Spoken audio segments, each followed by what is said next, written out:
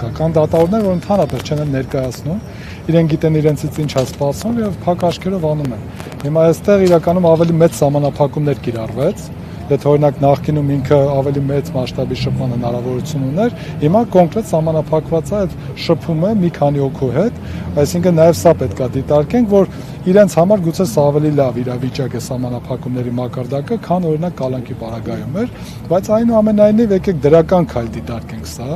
եւ փորձենք հետագայում նաև հենց այդ ուղղությամբ գնալով փորձել նաև սրանից ազատվել այնպես որ միայն բացասականը չգնահատենք, այսօր ունենք դրական քայլ եւ այս դրական քայլը պետք է արձանագրենք ու հուսանք, որ հետագայում հենց այս նույն ինչպես պարոն Զորաբյանը նշեց, նույն այդ արտաքին ճնշումների եւ նաեւ այս հրապարակումների արդյունքում գուցե ինչ-որ պահի հասնենք նաեւ լիարժեք արդարության, որ արդարացվի եւ ամեղությունը հաստատվի։ Պարոն Սարգսյան, ամեն դեպքում դատավորի վերջին հարցադրումը, թե արդյոք 2 տարին բավական չէ, որ 2 տարի 6 ամիս ժամկետ է պահանջում դատախազությունը, արդեն իսկ չի հուշում, որ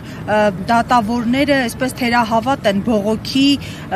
հիմքերի հարցում եւ գուցե հռետորական էր այս հարցը իրականում։ Վստահաբար ասում եմ, որ դատախազները նույնիսկ գիտեն, որ իրենց բողոքը ընդհանրապես բավարարման շանս ու հնարավորություն չունի, որովհետեւ այստեղ իրավաբանություն չկա, այստեղ պարզ փոքրիկ տրամաբանություն, հա, խոսքը գնում է ակնհայտության մասին, այսինքն որևէ մեկը չի կարող ընդհանրապես ասել, որ 2 տարի 6 ամիսը եւ 2 տարին իրար հետ համակցության մեջ ակնհայտորեն սա մեղմ է թե ծանր է։ Այստեղ ակնհայտ բառը չկա, իրան կարող են ասել մեղմ եւ ծանր, բայց ակնհայտ չի, որովհետեւ 2 տարի թե 2-6, բայց այստեղ այլ իրավիճակ ունենք, այնտեղ կան այլընտրանքային ոչ ազատություն զրկելու հետ կապված